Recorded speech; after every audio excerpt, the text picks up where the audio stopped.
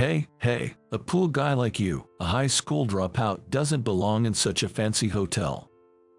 At the reunion, I never expected to go through something like that. My name is Alex. I was born and raised in a poor family. Because of that, I was often harassed by my classmates in elementary school. My clothes were ragged, and unlike everyone else's homes, we didn't have any video games. Obviously poor, living in a rundown house, I was a clear outlier in the eyes of my classmates. Kids can be cruel, saying hurtful things without a second thought, and that's why I faced harassment. Especially Brandon, a classmate, was the worst in harassing me. "Hey Alex, a poor guy like you shouldn't be eating the same school lunch as us." Saying that, Brandon would sometimes spill my lunch on the floor and tell me to eat it, or he'd cut my backpack with a cutter, saying, "Shouldn't a poor person's backpack look more worn out?" He carried out such mean-spirited harassment. Despite his obvious successes, not only the other classmates, but even our teacher, Mr. Thompson, turned a blind eye. Brandon, whose father was a company president, was the typical rich kid, using his power as a shield. That's why no one dared to stand up to him. Brandon's harassment continued even in middle school. It seemed like I was his target, just for being poor, but I never understood why he was so persistent.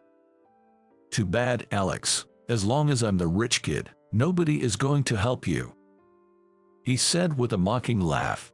His attitude was repulsive. But I had no intention of giving in to such things.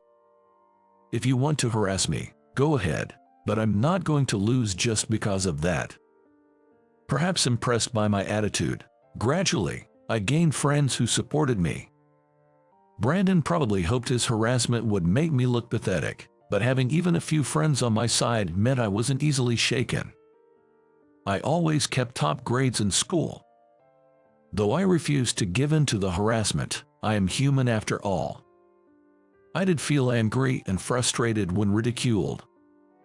I studied hard every day, hoping good grades might change how others saw me.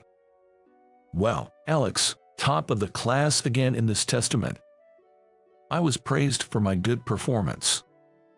But Brandon didn't like that. "You, a poor guy, don't get cocky." Brandon was angry because I surpassed him in test rankings.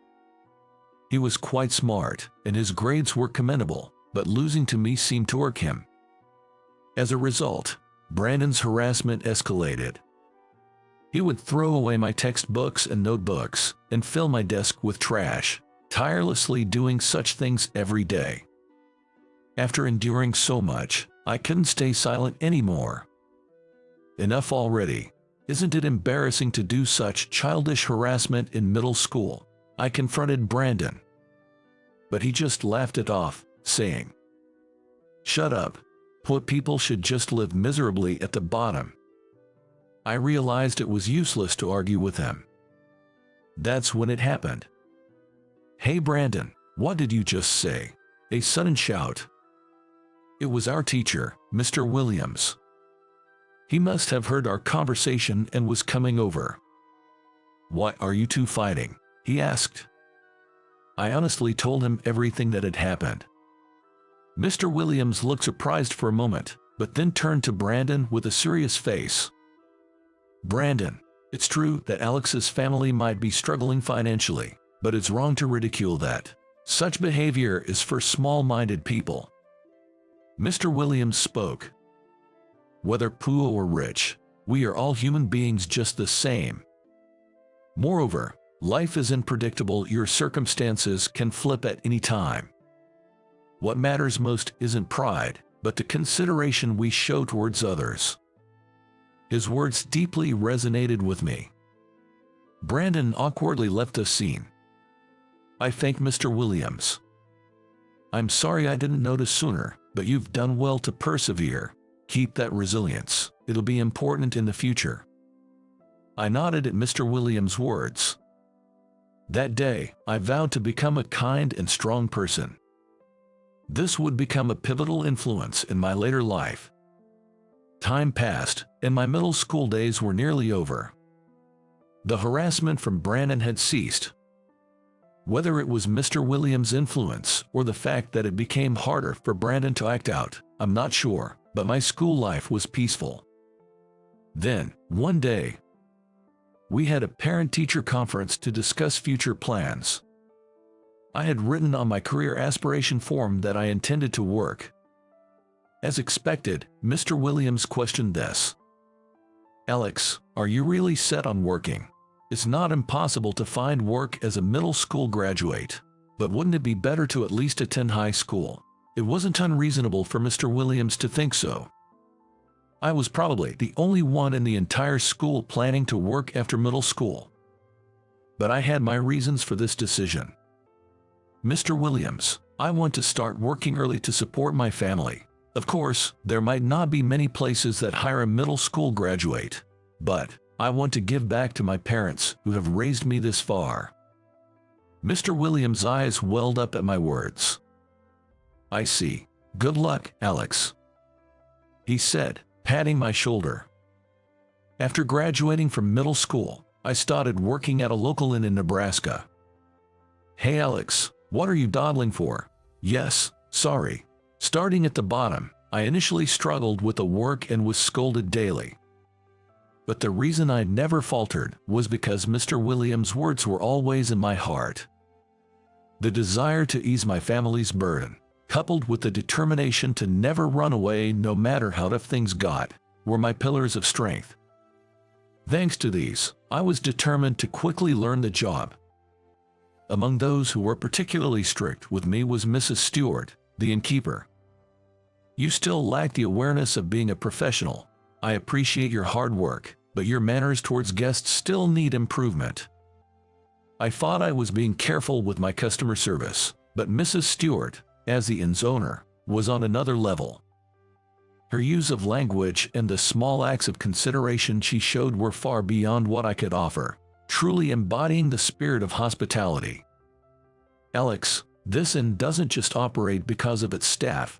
First and foremost, it's the guests who choose to stay with us that allow us to run this place." Her words made me realize something. I had been so focused on my tasks that I hadn't properly looked at the guests' faces. Even if I saw them now, I'd barely remember them. Despite my endurance, I was still lacking in consideration. With Mrs. Stewart's guidance, I changed my approach to work. I started looking guests in the eye when speaking to them and acting with more thoughtfulness. "Hey young man, you're doing a good job. Even small acts of kindness add up to make a pleasant experience." That day, I was praised by a guest for the first time. Their words filled me with joy, and I understood what Mrs. Stewart meant. Such thoughtfulness not only pleases the guests but also brings joy to ourselves. Realizing this, I slowly nurtured a spirit of hospitality. Gradually, Mrs. Stewart and the other employees began to recognize my efforts. "Recently, Alex, you've really started to smile more. Your smiling service makes even us feel good," said Mrs. Stewart. "It's all thanks to your guidance. Honestly, it was tough at first, but now I take pride in my work," I replied. Those words came from the heart. Then one day, after finishing work, I received a call from Mr. Williams on my phone. "Hey Alex, always hard at work. How's it going? Are you getting used to the job?" "I'm managing. Thank you for always caring," I replied. I had been in frequent contact with Mr. Williams even after graduation. He seemed concerned about my decision to start working and often checked in. "I'm planning to host a home party soon. Would you like to come?" "Yes, I'd love to attend." Mr. Williams regularly hosted home parties, inviting acquaintances. And thankfully, I was always invited. Through these events, I had become quite familiar with Mr. Williams' family. 10 years had passed since I started working. I felt I have grown a lot, getting used to the job and even being involved in training new staff. Then, one day, I received a letter. It was an invitation to a middle school reunion. Attendees were asked to RSVP and bring the invitation on the day. The reunion was also going to celebrate Mr. Williams' retirement. I've been under Mr. Williams' care for so long. I should definitely go and celebrate. With gratitude for Mr. Williams in my heart, I confirmed my attendance at the reunion. On the day of the reunion, I arrived at the upscale hotel serving as the venue. Wow, it's really fancy here, fitting for the guest of honor. Upon arrival, I wanted to greet Mr. Williams, but it seemed everyone had the same idea. There was a long line to meet him. Looks like it'll take some time to greet him. I decided to wait and looked around at my former classmates. Alex, over here, a friend from middle school, with whom I had been close, spotted me and called out. I sat next to him, feeling joy at seeing a familiar face. It's been a while. You started working right after middle school, so we didn't have many chances to meet. You haven't changed a bit, I replied. His bright smile reminded me of our middle school days. There was something comforting about seeing him unchanged. We spent some time catching up over drinks and food, reminiscing about old times. That's when it happened. What is a pool guy like you here in a place like this? I heard a mocking voice from behind. Of course, it was Brandon. He approached with a disdainful smile. And my friend by my side looked displeased. Hey, this is a luxury hotel. A high school dropout and a poor guy like you shouldn't be here. I honestly hadn't expected to face his sarcasm after 10 years. I had hoped that Mr. Williams' words in middle school would have made some impact, but clearly, they hadn't. I remembered hearing that Brandon had joined his father's company after graduating from college. However, Brandon's personality remained unchanged, and even in college, he used his father's name to do as he pleased. As a result, he never made genuine friends. The only people around him were those attracted to his power and wealth. There was no real trust or meaningful relationships in his circle, just superficial connections. He doesn't know what true friendship is. That's why he can say such thoughtless things without considering others or the place. Thinking about it, I felt pity for him. Having his father as a shield, Brandon only maintained relationships with those who benefited from it. If he ever lost that shield, he would truly be alone. Thinking about this, I lost the urge to retaliate. Perhaps this perspective came from my experience in the hospitality industry. But Brandon, heedless of my feelings, continued to hurl insults. You don't belong here. Why don't you just leave? It was at that moment, sighing at his unchanging spitefulness, that Mr. Williams approached us. Brandon, are you still saying such things? Saying that, Mr. Williams approached us. It seemed the long line to greet him had finally settled. Mr. Williams, I'm not wrong. A luxurious hotel meal like this costs a lot. A poor guy like him shouldn't be here, Brandon argued. Indeed, this hotel is famous enough to be frequented by celebrities. It's not a place where the average salaried worker could easily afford to come. That's probably why Brandon thought I was out of place here. But then, Mr. Williams spoke to him. Do you know nothing, Brandon? This hotel is provided by Alex. What, really? Brandon couldn't hide his surprise. Yes, I was now the leader of a new business division in a hotel chain. Assigned directly by Mrs. Stewart to spearhead our group's expansion, I had acquired several inns and hotels, including this one. When Mr. Williams wanted a special place for his retirement celebration, I offered this hotel. Alex has been working hard for the past 10 years, wanting to make life easier for his family. He studied at night, not just working but also learning to succeed in business, Mr. Williams explained. Everything he said was true. I had earned Mrs. Stewart's trust and been entrusted with this business. To repay her, I studied after work, aiming to make the business a success. I believe that the efforts I've made over these past 10 years have finally blossomed into success. No way. That can't be true. It's not a lie. This is all a result of Alex's efforts. Having watched over me all these years, Mr. Williams understood my journey well. I owed my success to my family and Mr. Williams' support. As I was reflecting on this, a familiar voice called out, "Hey, Alex is here too. Emily, you're here as well." She was Emily, Mr. Williams' daughter.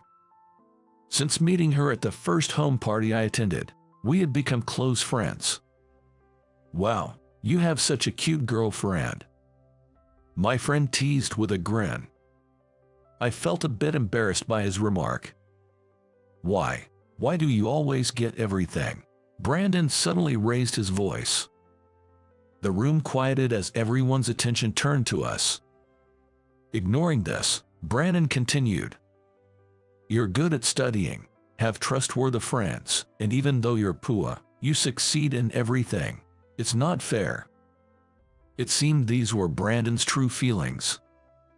I learned that since childhood, Brandon had been labeled the black sheep of his family. Compared to his siblings, who excelled in various fields, he was considered lacking in talent and struggled to find his place at home. In contrast, I excelled academically and always enjoyed my time with friends. He said he couldn't stand the fact that, despite being rich and standing on the brink of despair, I, poorer and at a lower social level, was enjoying life. For that reason, he harassed me to reassure himself that there were people lower than him, finding his sense of worth in doing so. "Brandon, that's not right," I said. "I know, you wouldn't understand the despair and sadness of being rejected by your own parents," Brandon retorted, breaking down in tears. The surroundings became uneasy at his breakdown. "Brandon, stand up. What you did was wrong, but you've always maintained excellent grades, haven't you? That's proof of your effort." Indeed, he might have been fixated on being the top of the class, but he consistently held the second spot in our grades. That's no small feat. Besides, you got into high school and college because you studied hard. You didn't need to step on others to achieve your own success. Brandon's face showed a startled realization at my words. It seemed he was finally aware of it himself. He probably worked harder than any of his siblings. Surely, he had achieved significant results. But the goals set for him were simply too high, an unreasonably steep threshold to meet. Your father and siblings don't define you, Brandon. You should aim for goals that satisfy you. I'm sure you can do it, I encouraged. Alex, I'm sorry for everything. Brandon finally apologized. Mr. Williams was also moved to tears by this scene. Come on, now that everything's resolved, let's not dwell on it, let's celebrate.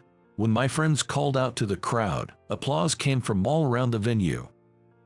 That applause was likely directed at Brandon, acknowledging his newfound understanding and reconciliation.